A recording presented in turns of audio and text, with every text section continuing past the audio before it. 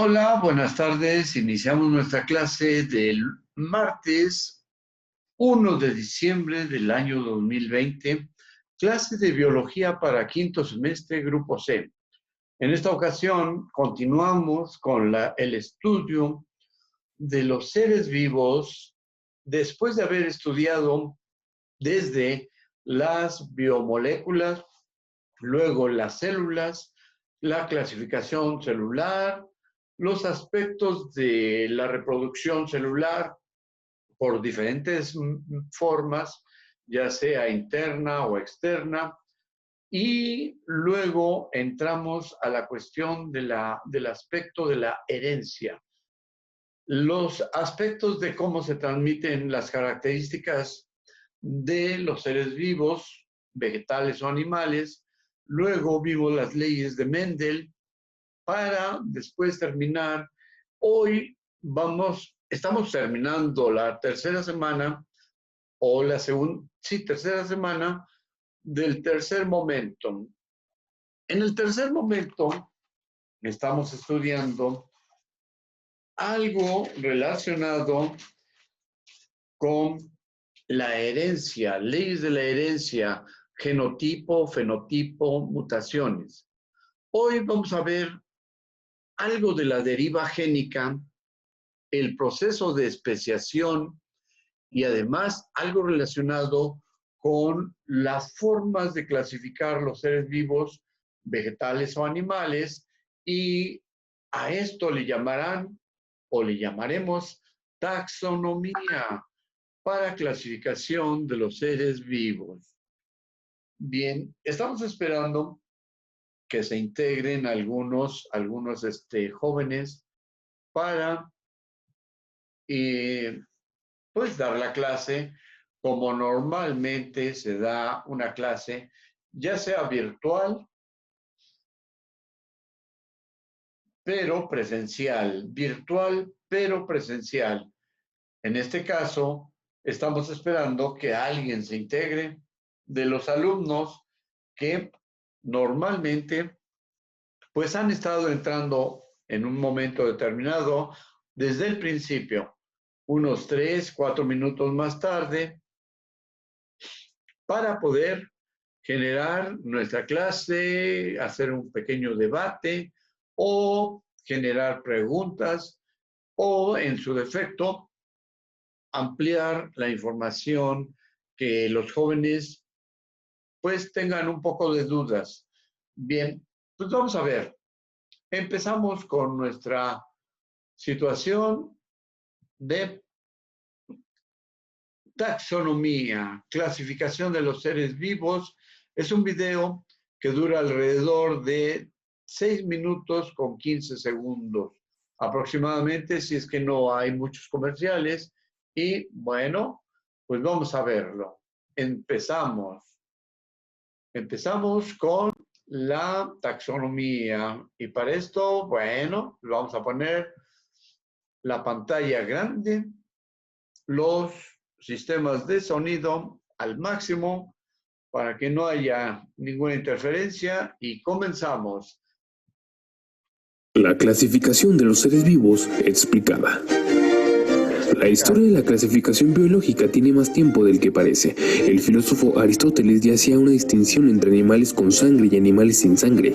Y en la Edad Media, San Isidoro clasificó a los animales categorizándolos en feroces, mansos y pequeños. Sin embargo, al estudiar la biodiversidad del mundo, esto se convirtió en una cuestión problemática en tiempos antiguos. Por eso, y dadas las diferencias entre los organismos, se hizo necesario hacer una clasificación más eficaz y oficial. Cabe destacar que la ciencia que nos ayuda a clasificar a los seres vivos es la taxonomía, cuyo primer acercamiento fue gracias a Carlos Linneo o Carlos von Linné, quien estableció en el 1753 el sistema de clasificación que continúa vigente. Este naturalista sueco agrupó a los seres vivos según sus rasgos morfológicos e ideó una jerarquía de exclusividad que abarca desde el reino hasta la especie. Se han hecho modificaciones y adaptaciones, pero este método es la base para la taxonomía de hoy. En la taxonomía, todas las especies tienen una clasificación única y un nombre científico, que consiste en dos palabras originarias del latín o del griego. Por esto es que muchas veces los nombres nos parecen raros. Esto es sumamente útil, ya que los nombres comunes de las especies varían según el idioma, la región geográfica y otros aspectos, pero el nombre científico es invariable. La primera palabra del nombre corresponde al género y la segunda revela la especie de la que se trata. Las especies semejantes se agrupan en géneros y los géneros similares en familias. Varias familias conforman un orden, varios órdenes constituyen una clase, varias clases en un filo o filium y varios de estos. Le damos la bienvenida al alumno Héctor David Mora y él ingresa recién en este momento. Por lo tanto, me gustaría que pudiéramos regresar un poco este video para ver desde dónde llegó más o menos y que se informe algo relacionado con esto. Vamos a ver esta parte. Mora, Héctor David, ¿cómo ves? Bienvenido a clase. Vamos a regresar Sí, profe. alrededor de 6 minutos. Y si puedes ir tomando apuntes, pues bien, lo vamos a ir pausando suavecito, más o menos. ¿De acuerdo? Sí, profe. Órale, entonces empezamos. Ahorita estaba mencionando que antes de este señor Charles Darwin en el siglo XVIII ya había antecedentes del estudio de las especies, más o menos. Y es lo que está diciendo, vamos un poquito más atrás. Ahí, desde Aristóteles. Entre animales con sangre y animales sin sangre. Y en la Edad Media, San Isidoro clasificó a los animales categorizándolos en feroces, mansos y pequeños.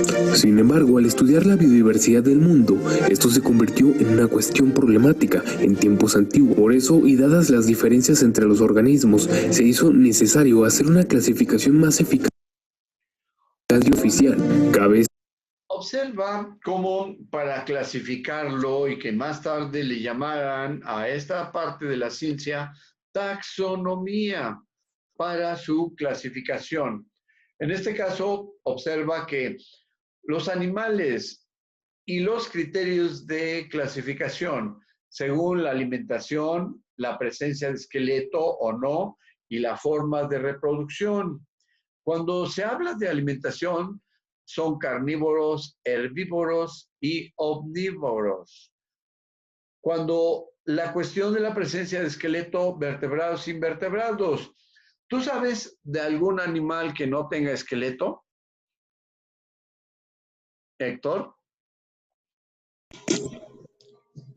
No, profe. Las víboras no tienen esqueleto. Algunos otros tienen un esqueleto, pero muy blando, muy suave, se puede decir, pero no son huesos, son cartílagos. Y entonces, por ejemplo, las ballenas tienen una estructura ósea entre cartílago y hueso que es capaz este animal es capaz de nadar a profundidades tan grandes, que la presión del agua comprime el cuerpo de las ballenas, pero sin que se rompa. En ese sentido, también los tiburones tienen una cantidad de cartílago muy grande y la piel de este animal, por ejemplo, de los tiburones, es tan gruesa, capaz de resistir la presión, y la de las ballenas también. Y entonces, para que no se quiebren los huesos, son muy flexibles y entonces son cartílagos. Están entre vertebrados. En los vertebrados, básicamente, tienen vértebras, igual que los humanos, en la espalda y la parte central donde están las costillas. Continuamos. Destacar que la ciencia que nos ayuda a clasificar a los seres vivos es la taxonomía, cuyo primer acercamiento fue gracias a Carlos Linneo o Carlos von Linné, quien estableció en el 1753 el sistema de clasificación que continúa vigente. 1753, este señor llamado Carlos von Linnaeus Y entonces ahí empezó ya un poco más formal la cuestión de cómo clasificarlos, porque cualquiera hablaba como la ranita verde con patitas así y así, pero esa no es una forma científica de identificarlo. Por eso es que empezaron a hablar y a ponerse de acuerdo de cómo clasificarlo. Y entonces observa especie, género, familia, orden, clase, filo o división, reino, dominio y vida, más o menos. Ahí está la jerarquía de su clasificación. Son 2, 4, 6, 8, 9 claves de clasificación. Este naturalista sueco agrupó a los seres vivos según sus rasgos morfológicos e ideó una jerarquía de exclusividad que abarca desde el reino hasta la especie. Se han hecho modificaciones y adaptaciones, pero este método es la base para la taxonomía de hoy. En la taxonomía, todas las especies tienen una clasificación única y un nombre científico, que consiste en dos palabras originarias del latín o del griego. Por esto es que muchas veces los nombres nos parecen raros. Esto es sumamente útil, ya que los nombres comunes de las especies varían según el idioma, la región geográfica y otros aspectos, pero el nombre científico es invariable. La primera... Y entonces ahí menciona que para que no haya barreras del idioma, utilizaron el latín y el griego para identificar a las especies. Por lo tanto, en cualquier parte del mundo, pues tienen que tomar referencia a esos dos idiomas originales, latín y griego, que son el centro de la cultura occidental, del pensamiento general y científico. La palabra del nombre corresponde al género y la segunda revela la especie de la que se trata. Canis es género, lupus especie. Lupus, canis lupus, a la variación de los perros. Las especies semejantes se agrupan en géneros y los géneros similares en familias. Varias familias conforman un orden, varios órdenes constituyen una clase, varias clases en un filo.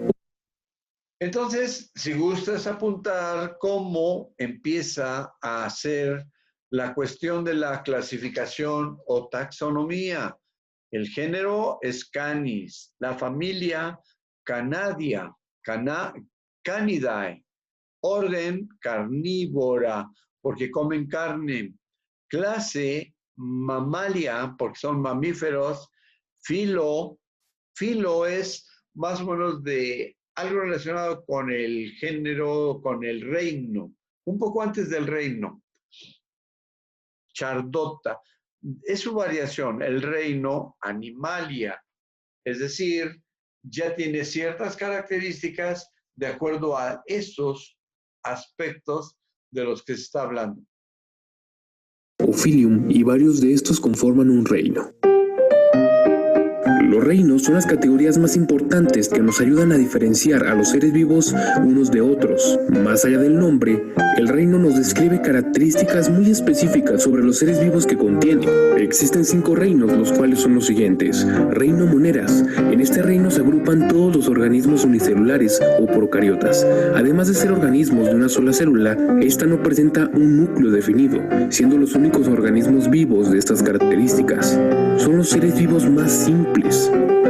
Son también muy abundantes y se calcula que hay entre 4.500 y 9.000 especies diferentes de procariotas. Aparte de esto, las procariotas son esas células, se puede decir, que no tienen núcleo y que tienen una cubierta, se puede decir, pero al interior tienen todos los organelos y la función, la cuestión esta del ADN y ARN, la tienen como si tuvieran envuelta o amarrada en una cinta larga, los organelos están ahí y no tienen un lugar específico, pero sí tienen funciones.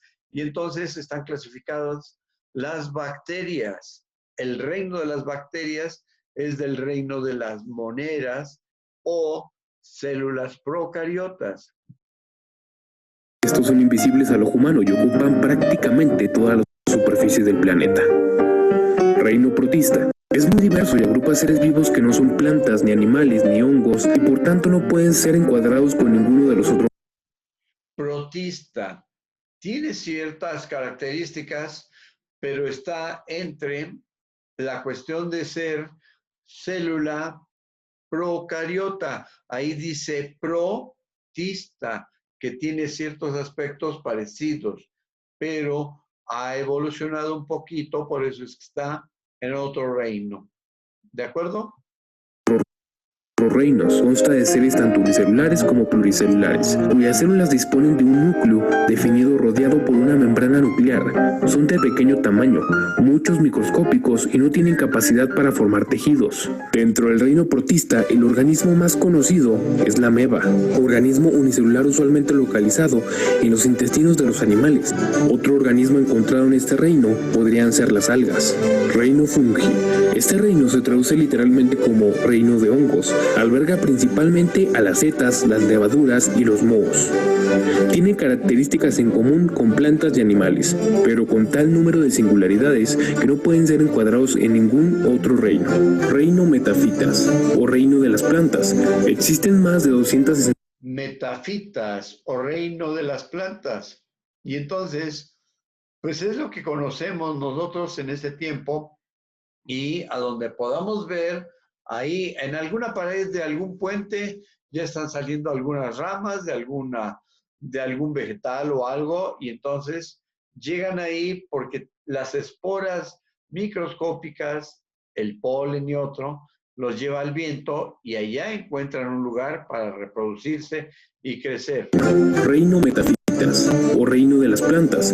Existen más de 260.000 especies de plantas, seres vivos que viven anclados al suelo y son capaces de crear su propio alimento, con la única ayuda del sol, el agua y el aire, a través del proceso denominado fotosíntesis. Los núcleos de las células que componen las plantas están cubiertos con una pared celular de celulosa. En el caso de las especies más desarrolladas, llegan a formar cadenas de células que actúan como auténticos tejidos y órganos. Reino metazos. Es el reino de los animales. Es tan amplio como todas y cada una. Observa esta palabra meta, Cuando vamos al zoológico, ahí que vemos pues, animalitos, changos, gorilas, etcétera. Y entonces meta, más allá, es el prefijo, más allá de los animales, es decir, toda la clasificación, todos los elementos vivos que tengan una función, órganos, etcétera, entonces ya están en el reino metasos. De las diferentes especies que habita el planeta. Las características fundamentales comunes a todos los animales, distintas de seres vivos, que les hacen tener un reino propio son: están formados por células con un núcleo diferenciado, pero sin pared celular. Estas células son capaces de unirse para la formación de tejidos y órganos que permiten las funciones vitales, como la respiración, alimentación y procreación. Si no conoces mucho del tema, tal vez te preguntes en dónde se pone el ser humano. Bueno, el hombre pertenece al reino animal. Así es, a mucha gente en pleno siglo XXI le duele aceptar teorías como la de la evolución o teorías que nos asemejen con los animales, como si fuera una bajeza. Más bajeza es ver que hay tantas personas en el mundo y tan pocos humanos. Nos encanta elevarnos por el resto de la creación. Somos parte de ella, no el centro.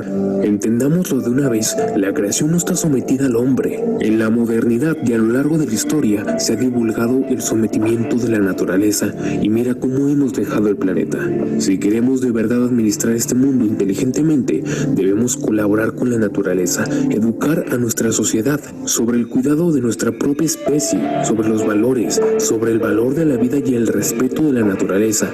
Así habrá menos personas y más humanos. Yo quiero ser como Jane Goddard, que dijo: mi misión es ayudar a comprender cuánto se parecen los chimpancés y muchos otros animales a nosotros y explicar. Observa, y si puedes escribir ese mensaje, Jane Goddard. Mi misión es ayudar a comprender cuánto se parecen los chimpancés y muchos otros animales a nosotros y explicar que tienen sentimientos muy parecidos. Es nuestra responsabilidad cuidarlos y protegerlos. Creo que esto se entiende mejor que hablar en términos de derechos. Es decir, los animales tienen sus derechos. Nosotros comemos pollo, reses, marranito, etcétera, y a veces no nos damos cuenta que estos, para que lleguen a nuestra mesa, están y nacen en condiciones terriblemente incómodas. Hay animales que no pueden pisar la tierra porque nacieron pisando la estructura de las jaulas, rejas de alambre, etcétera, y que terminan sus patas muy lastimadas e incapaces de caminar solitos. Por eso es más sabroso un pollo de rancho que uno de granja. Finalmente, la cadena alimenticia nos rige y tenemos que comer, pero bueno, hay que aprender a comer menos carne, más verduras, frutas y otros elementos. Que tienen sentimientos muy parecidos. Es nuestra responsabilidad cuidarlos y protegerlos. Creo que esto se entiende mejor que hablar en términos de derechos. La forma en que vemos a la naturaleza como recurso debe cambiar, y a los animales como producto también. Nuestra existencia no es tan importante como pensamos. Vivimos en un equilibrio en el que todos necesitamos de todos. Pero el Homo sapiens, la única criatura dotada de razón, es también el único ser que aferra su existencia a cosas irracionales.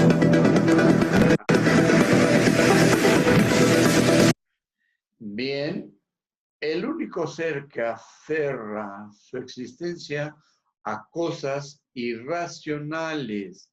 Por ejemplo, para obtener el oro, en algunas partes, por ejemplo en Brasil, incluso aquí en México, tienen que contaminar la tierra porque uno de los procesos de cómo se puede separar ¿cómo se puede decir? El metal, el oro de la tierra, uno de los procesos es precisamente lavándolo. ¿Y cómo lo hacen? Con cianuro, elementos que son terriblemente contaminantes. Por lo tanto, pues para obtener oro, plata y otros, se tiene que hacer un ensuciamiento de la tierra. Para obtener alimentos, los fertilizantes y otras cosas que también contaminan y tienen esa situación de, pues, de que se obtienen los recursos de la tierra a toda costa, pero obtener recursos de la tierra tiene que ver con cosas no muy sanas, ¿sí? El agua que tomamos seguramente ya empezó a venir algo contaminada con metales pesados y otras situaciones. Bien, pues vamos a ver qué es la taxonomía y qué es la sistemática, ¿sale? Y entonces va a mencionar este video que dura alrededor de 7 minutos. Tenemos tiempo disponible, 5:23 a las 5:33, ya terminamos nuestra clase, pero vamos a ver qué es la sistemática y la taxonomía. Héctor, ¿alguna pregunta? No, profe. Ya se ve la imagen, ¿qué dice ahí? El cubo taquiónico. Muy bien. Si puedes ir tomando apuntes, me gustaría para que luego hiciéramos algún resumen y preguntas. Bien, empezamos. Desde tiempos antiguos, el hombre siempre ha tenido la inquietud de ordenar en grupos las distintas clases de vegetales. Han existido sistemas utilitarios, o sea, para lo que sirven o funcionan, los sistemas artificiales, que de hecho es algo más superficial, y el sistema natural, que se basa en el carácter evolutivo de los vegetales y en la herencia de las especies. Este sistema es el que se aplica actualmente para la clasificación botánica. Las bases para una clasificación natural la constituye el parentesco natural, o sea, la derivación de un antecesor común. La ciencia que se encarga de la clasificación y denominación de los vegetales es la botánica sistemática. Botánica sistemática para la clasificación de los vegetales, árboles, arbustos, etcétera. Toda la diversidad vegetal, botánica, sistemática. La cual tiene dos ramas importantes que son la taxonomía y la nomenclatura. La taxonomía tiene dos ramas, la taxonomía y la nomenclatura. Lo puedes hacer así como una especie de llaves. Primero el primer nombre, luego dos, y luego de ahí vas abriendo poco a poco. Continuamos. Es la ciencia que busca las similitudes y diferencias entre las plantas para así poder determinar la conexión que tienen estas entre sí. Mientras que la nomenclatura es ese conjunto de términos o palabras propias. Mientras más conocimiento se tiene sobre la terminología o vocabulario descriptivo de las plantas, más fácil se toma el proceso de identificación. Esa sería la relación que existe entre taxonomía y nomenclatura. Para poder desarrollar una buena sistemática y taxonomía de cualquier organismo, es importante establecer las diferencias entre identificar y determinar taxonómicamente. Bien, observa la imagen y entonces ahí se ven algunas pequeñas diferencias. Un arbolito con un tallo medio joven, más claro que otro arbolito o varios arbolitos de tallo más delgado, pero tipos de hojas diferentes, etcétera. Y entonces son los aspectos que van a tomar en cuenta para clasificarse. Identificar se refiere a la comparación del organismo que se quiere clasificar con pliegos de herbario, por simple comparación. Y determinar se refiere más bien a ordenar especies completamente desconocidas por medio de claves dicotómicas y comparación con tratamientos taxonómicos. Hablemos pues de la clasificación del reino vegetal. Los mayores de calcificación de los vegetales planteados por Engler y Pantel son dos grupos que serían las traqueofitas, que se refieren a las plantas vasculares. Traqueofitas, plantas vasculares. Y estas a su vez se dividen en dos, en fanerógamas, que son plantas con flores, es decir, angiospermas, que a su vez pues comprenden monocotiledóneas y dicotiledóneas, por ejemplo maíz y frijol respectivamente, o gimnospermas, que son los pinos. La segunda parte de las traqueofitas comprende las pteridofitas, que son los helechos, los cuales se reproducen por esporas. El segundo grupo de esta clasificación del reino vegetal serían las criptógamas, que carecen de flores u órganos homólogos. Estas comprenden otros dos grupos, que serían las briofitas, que son musgos y hepáticas, y las talofitas, que comprende bacterias, algas, hongos y líquenes. Bueno, la palabra taxón se denomina a cada uno de los niveles de clasificación y jerárquicamente hablando es, por ejemplo, vamos a... Ahí, si gustas escribirlo, es lo que vimos en el video anterior también, taxón, y es la clasificación en términos generales, pero aquí ya hay un ejemplo particular, más o menos. Sistemática y taxonomía. Reino vegetal, plantae. División, espermatofita. Clase, angiospermae. Subclase, monocotiledóneae. Y entonces hay palabras en latín y en griego. Orden, principales. Familia, Palmae. Arecaceae. Género, Parajumbaea. Especie, Parajumbaea, torali, etc. Entonces, esta es la forma en que la taxonomía opera para clasificar algo. Hablar de una palma para Juve Torali, entonces sería reino vegetal o planté, división espermatofita, clase angiosperme, subclase monocotilodane, orden principales, familia Palme Aracaceae, Género Parajubae. Especie Parajubae thorali. Matt Borrett.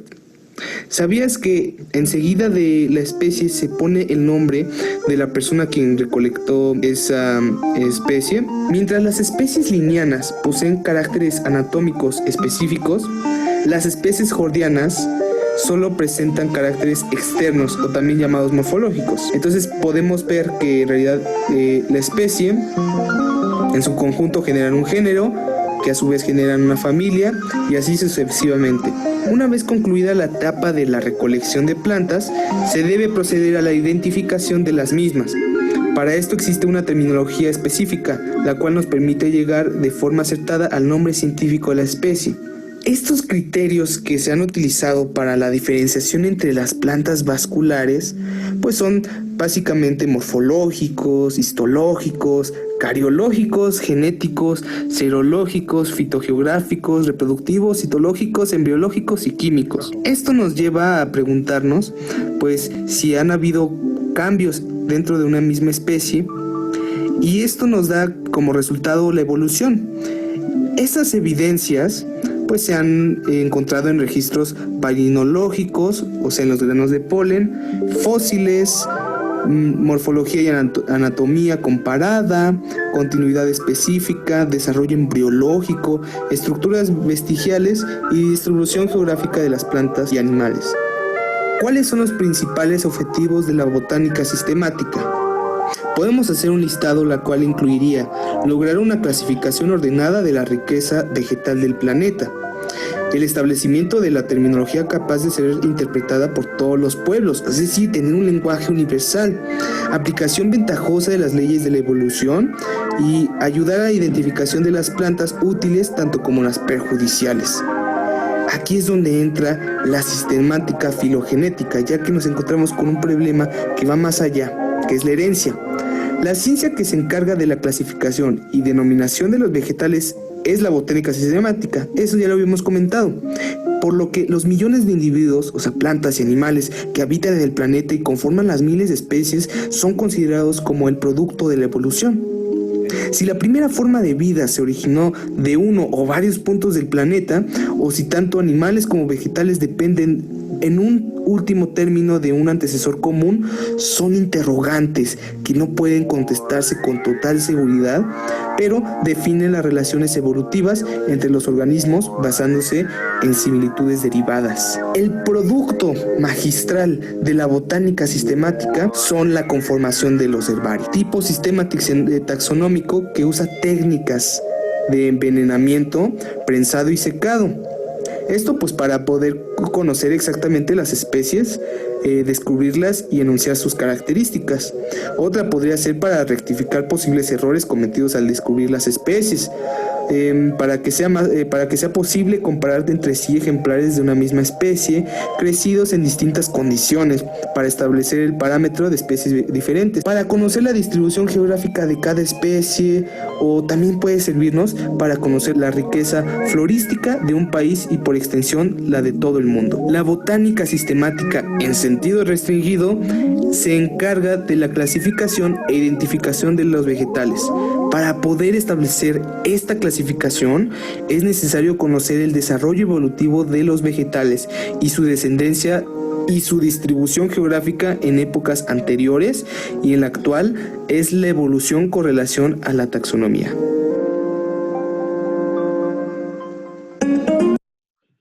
Ahí paramos nuestro video y estamos en el límite más o menos ya de los tiempos de nuestra clase. ¿Alguna pregunta, David? No, profe. ¿Cómo ves? Clasificación de los vegetales. Esa es otra clase, otra información que posiblemente mañana pudiéramos ver con calma, y de tal manera que esto nos ayude a entender pues lo que nos está sucediendo en nuestro tiempo. Hay toda una cuestión de cómo el ser humano está arrasando con diferentes sistemas biológicos, entornos, las selvas las está arrasando, están desapareciendo especies animales y todo, con tal de tener tierras de cultivo, tierras para mantener ganado, para sacar el oro, la plata, o a lo mejor para sacar otro tipo de materiales, y no les interesa cómo se está contaminando nuestro planeta. En China, no sé si has visto que relativamente hay días en que no se puede ni ver el sol. ¿Por qué?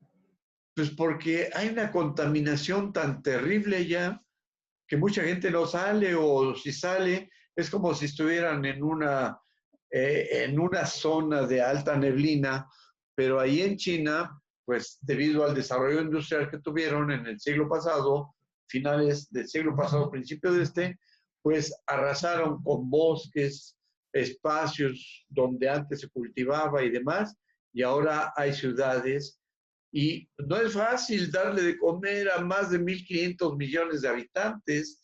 Tienen que sacar los recursos de donde se pueda. ¿Cómo ves esa situación? Que sí está muy, pero muy complicado, ¿no? Como en China, como usted lo dice. Igual es porque se concentra, yo creo, mucho la población en ciertas ciudades, porque China, digamos que es también de los países más grandes del mundo, pero gran parte de China no es ocupada debido a las condiciones Áridas. del clima de ciertas partes, pero sí yo digo que es por lo mismo de que a la demanda, como hay mucha gente, también pues se tiene que hacer mucho trabajo y ahí es Sí. donde se empieza a generar mucha contaminación. Pon tu cámara un momentito para captura de pantalla para que vean que estamos dando clase, porque ahorita nada más eres tú el único que está en clase, y pues me gusta, me llama la atención tus puntos de vista, porque vamos conformando un poco la información. Te platico. Estamos en el tercer momento. En el primer momento fue algo relacionado con las biomoléculas, su clasificación, eso más o menos estuviste algunas clases ahí. Luego pasamos a la cuestión de las células, su clasificación, procariotas, eucariotas, los sistemas de reproducción de las células, cómo se alimentan, cómo están estructurados, de tal manera que el proyecto integrador fue la representación de una célula y los elementos que están ahí, una especie como de huevo, etcétera. Y ahora estamos en esta parte de la biología que es la cuestión de la herencia genética. Por lo tanto, se están viendo cómo Mendel más o menos hizo un estudio relacionado con la cuestión de la herencia genética para las diferentes especies, etc. Hoy estamos viendo ya la clasificación sistemática de las especies y vamos hacia entender qué es la taxonomía, cuáles son sus aspectos, dónde se aplica, aspectos reproductivos del hábitat y otro. ¿Sale? Entonces, pues, te agradezco la presencia, y si quieres algo que quieramos repetir, me gustaría que le echaras una mirada a las guías de la semana 2 o de la semana 1 para más o menos repetir y que tuvieras la información adecuada. ¿De acuerdo? Entonces, pues si gustas, estás invitado a la próxima clase, y por el momento, pues ya terminamos por hoy. ¿Cómo ves? Sí, profe, está bien. Bien, entonces te agradezco la presencia, y si quieres más o menos mencionar algo que te haya llamado la atención, tenemos 1 minuto aproximadamente. Lo que me llamó la atención es que ya desde antes de Darwin había alguien que se había dado la tarea de intentar esto Clasificar. de clasificar las especies. Sí, desde esos filósofos griegos, más o menos hace 2.500 años. Imagínate, y luego ya otros los clasificaron de otra manera hasta que llegó este señor que sentó la base de la clasificación o taxonomía moderna. Bien, entonces, pues nos retiramos para que te prepares para la próxima clase. Bien, mañana nos vemos. Sí, profe. Órale, estás Adiós. invitado. Gracias, Sí, por la adiós. participación. Hasta Gracias. luego. Sí. Hasta luego.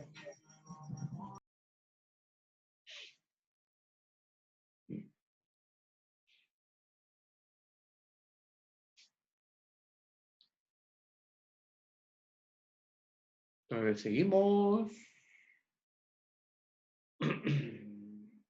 Vamos a parar.